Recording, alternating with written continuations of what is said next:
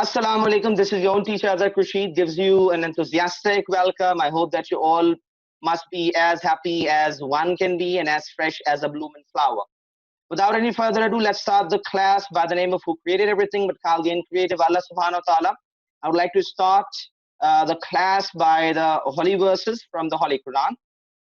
أعوذ بالله من الشيطان الرجيم بسم الله الرحمن الرحيم والعصر إن الإنسان لفي خسر إلا الذين آمنوا وعملوا الصالحات وتواصوا بالحق وتواصوا بالصبر صدق الله العلي العظيم.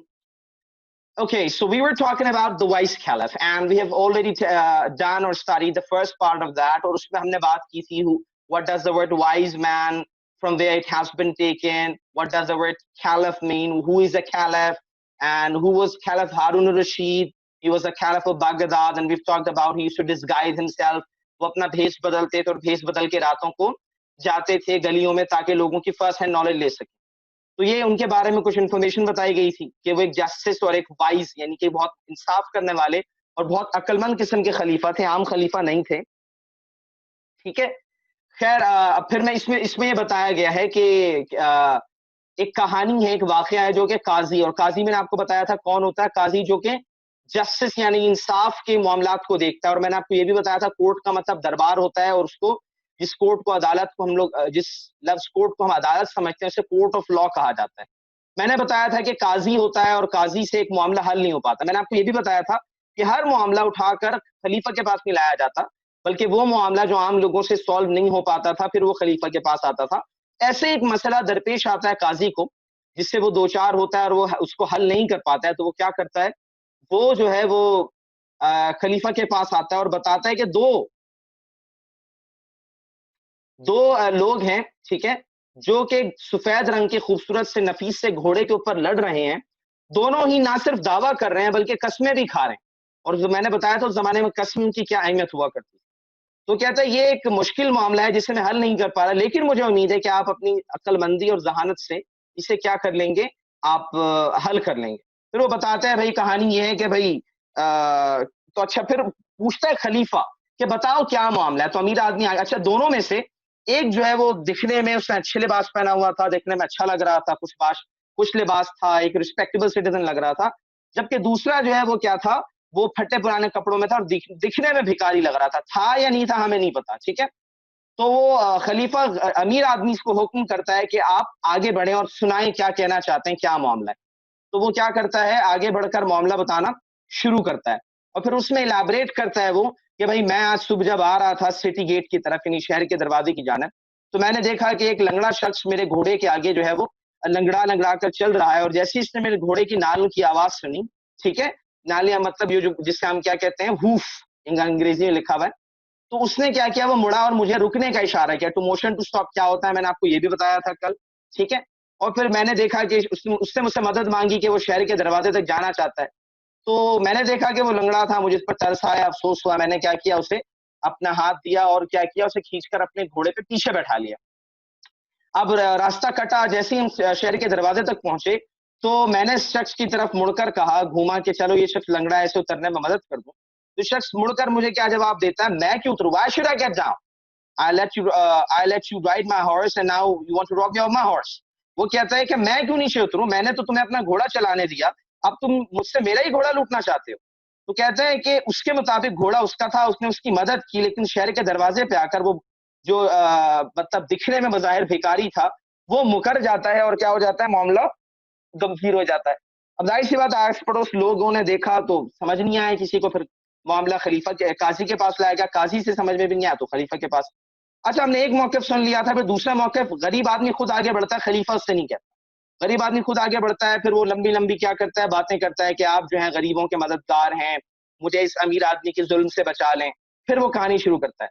वो कहता है like everybody else in this court, यानी इस दरबार में बैठे हर दूसरे शख्स की तरह, ठीक है, आप भी यही सोच रहे होंगे, how a beggar like me can afford to buy and keep such a fine horse, कि किस तरीके से मुझ जैसा भिखारी खरीद सकता है या अपने पास रख सकता है इतने महंगे घोड़े को. देखिए, सिर्फ खरीदना ही नहीं होता. मिसाल के तौर पे नवीद साहब है हमारे, उनको फिरारी लेने का शौक है, वो सिर्फ फिरारी ले तो फेरारी लेने से काम नहीं है, उसका फ्यूल, उसके जो आप कह सकते हैं मेंटेनेंस है वो भी बड़ी एक्सपेंसिव है। लेकिन उसके बरक्स अगर आप मेहरान ले लें या दूसरी गाड़ियां ले लें, तो आप जितना नीचे आते जाते हैं आपके पास एक्सपेंसेस भी उतने ही कम होते जाते हैं, जितना आप ऊपर जाते जाते हैं एक्सपेंसेस भी ज्यादा है। ऐसा नहीं है कि वन टाइम इन्वेस्टमेंट आपने खरीद लिया, तो जाहिर सी बात है जितना नफीस घोड़ा होगा उतने ही उसका खाना अलग होगा, उसका ख्याल ज्यादा रखना पड़ेगा।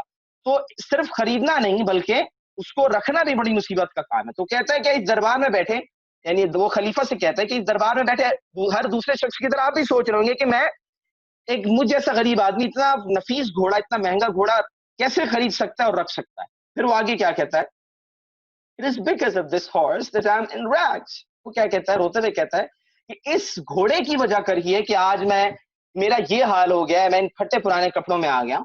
Whatever money I had, I spent in this horse. This morning, वो कहता है मेरे पास जो कुछ भी पैसे थे, रकम थी, मैंने इस घोड़े पर खर्च कर दिया। फिर वो कहानी सुनाता है और कहता है उसके मुताबिक कहानी क्या है। This morning as I was coming to the city on my horse and noticed this man walking along the road. अच्छा, आज सुबह जब मैं शहर की जानिब आ रहा था तो मेरी नजर पड़ी, मैंने गौर किया, नोटिस का मतलब होता है गौर करना। मैंने गौर किया कि एक शख्स जो है वो क्या कर रहा है, सड़क के साथ साथ चल रहा है, ठीक है। When I came close to him, he stopped me and requested to lend him my horse. Lend का मतलब होता है उधार देना, LEND lend का मतलब होता है उधार देना, और BORROW borrow का मतलब होता है उधार लेना।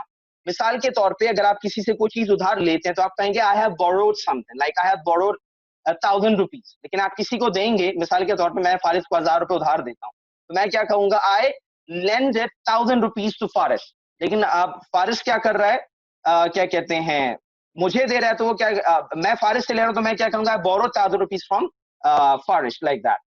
तो वो क्या कहता है कि मैं जब इसके करीब आया तो उसने मुझे रोका और मुझसे गुजारिश की कि मैं इसे अपना घोड़ा उधार के लिए दे दूं। जैसे आपने देखा है आज के जमाने में किराए पे गाड़ियां मिलती हैं, मिसाल के तौर पे किसी की शादी हो या कोई तकरीब हो या कहीं जाना हो, तो क्या करते हैं लोग, रेंट ए कार के पास या ट्रांसपोर्टेशन से राब्ता करते हैं, और राब्ता करने के बाद क्या करते हैं, ये मतलब उन्हें क्या कहते हैं, गाड़ियां फराम करते हैं, for certain period of time उसके लिए चार्ज करते हैं।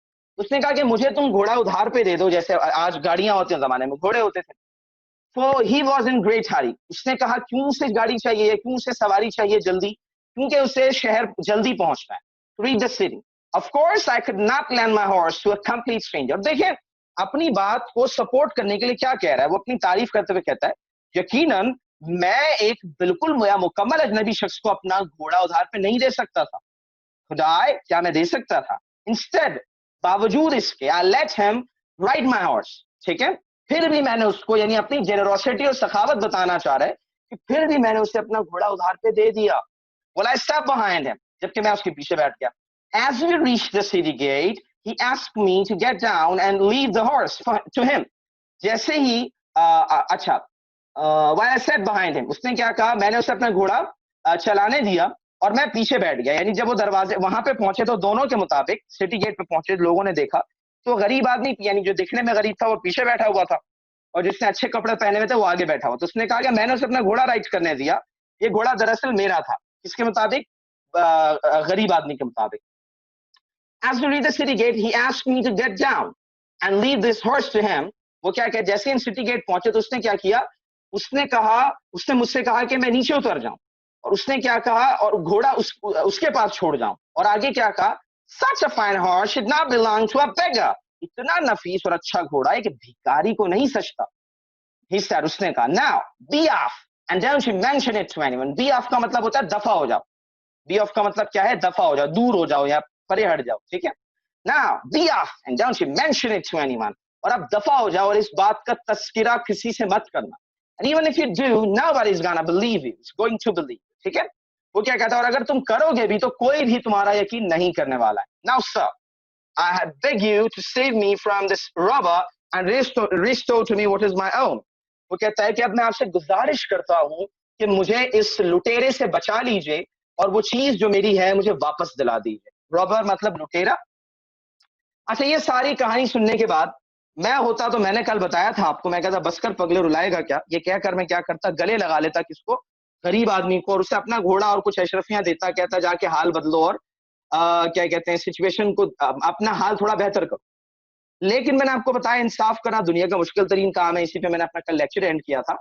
तो वो कहता है, मतलब beggar touched, वो कहता है I think this case is now very difficult to decide. लेकिन वो आपके और हमारी तरह नहीं था, वो एक मुनसिफ था और बेहतरीन इंसाफ करने में माहिर था, मशहूर ही था वो इंसाफ और जहानत की वजह से। तो वो क्या कहता है, इस क्या कहते हैं मुकदमे का फैसला करना इतना मुश्किल नहीं है। I think this case not difficult, is not very difficult to decide. Said the caliph to the qazi से कहा, आई शैल डिसाइड इन अ मिनट, मैं इसका फैसला लम्हे में किए देता हूँ। Tell these men to place their hands on the horse one by one। उसने कहा कि ये जो घोड़ा होता है, मिसाल के तौर पे घोड़े के ऊपर अपना हाथ क्या करो, एक एक करके फेरो, ठीक है। Let the beggar do it first। भिखारी से पहले कहो कि वो क्या करे, अपना हाथ फेरे। अब आपको पता होगा जो कि पेट होता है आपका, यानी कि जो पालतू जानवर होता है, वो यकीनन आपसे बहुत ज्यादा उसको लगाव हो जाता है, ठीक है। और जब लगाव हो जाता है उसको, तो वो क्या करता है, आपकी बात सुनता है, समझता है, सारी चीजें करता है। और जब आप उसको छूते हैं तो वो क्या करता है, आपको रिप्लाई देता है पॉजिटिव में। और कोई उसको स्ट्रेंजर छुए तो वो क्या करता है, उसको क्या करता है, वो अवॉइड करता है, नेग्लेक्ट करता है, रिपेल करता है, यानी कि उससे भागता है। When the beggar touched the horse, अब क्या होता है, जैसी काजी ने कहा कि भाई हाथ फेरो, तो वो भिखारी जो है वो क्या करता है, हाथ फेरता है घोड़े के ऊपर। When the beggar touched the horse, it winced as if it did not like the touch of his hand। Wince का मतलब क्या होता है, मैं आपको बताता हूँ, ठीक है। wince मतलब हिनहिनाना, यूं यूं करना सर, ठीक है। जैसे कि उसे उसका छूना पसंद नहीं आया, यानी घोड़े को उस गरीब आदमी का छूना पसंद नहीं आया। But at the touch of the rich man's hand, लेकिन जो ही वो अमीर आदमी घोड़े को छूता है, the horse snorted a knee with pleasure। वो जो घोड़ा होता है वो क्या करता है, खुशी से नथने फुलाता है अपने, और क्या करता है, स्नॉटेड, यानी स्नॉटेड मतलब होता है नथने फुलाना, एंड नी विद प्लेजर, नी मतलब करता है, ठीक है। This horse belongs to him, pronounced the caliph। खलीफा क्या कहता है, ये घोड़ा इस अमीर का है। Give the horse to its master। घोड़ा इसके मालिक को दे दिया जाए, आका को दे दिया जाए। Then the caliph turned to the beggar and said, फिर वो खलीफा पहली मर्तबा खुद बात करता है किससे, गरीब आदमी से, और कहता है, You are a liar and a wicked man। अच्छा, लायर की स्पेलिंग यहाँ पे आप लोग बच्चों जरा देख लें।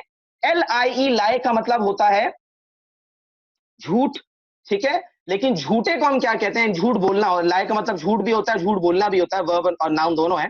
लेकिन झूठे को हम क्या कहते हैं, LIAR लिखते हैं, ER नहीं लिखते, ठीक है।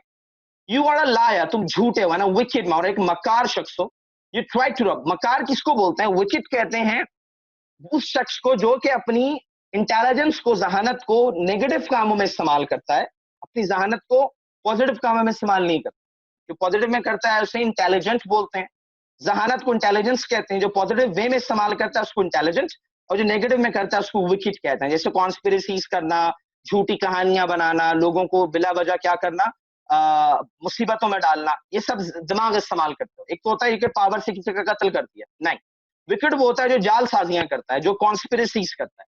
You try to rob an honest and respectable citizen, you deserve severe punishment. वो क्या कहता है, तुमने लूटने की कोशिश की एक ईमानदार और एक मौजिद शहरी को, यू डिजर्व सीवियर, इसको सेवर नहीं पढ़ते, सीवियर पढ़ते हैं। जैसे सीवियर, आपने सीवियर फेवर सुना होगा, फेवर कह रहा हूँ, फीवर, सीवियर फीवर सुना होगा, सीवियर कफ सुना होगा, यानी कि ज्यादा तेज बुखार या ज्यादा तेज खांसी हो जाए तो उसको सीवियर बोलते हैं। यू डिजर्व सीवियर पनिशमेंट, तुम बेहद यानी बहुत ज्यादा सजा के मुस्तहिक हो। और I shall be merciful and forgive you this time, लेकिन मैं तुम पर रहम खाऊंगा और तुम्हें मुआफ कर दूंगा इस मर्तबा। If you beg forgiveness of this gentleman here, अगर तुम इस शरीफ आदमी से यहाँ पे माफी मांगो। The rich man readily, readily मतलब होता है फौरन, रेडिली मतलब स्पीडली, बात एक ही है, ठीक है। रेडिली, इसको रेड पढ़ेंगे, readily. The rich man readily forgave the beggar and feeling sorry for him, उस अमीर आदमी ने फौरन ही उस भिखारी को माफ कर दिया और उसके लिए उसे तरस आया, ठीक है, उसे अफसोस हुआ।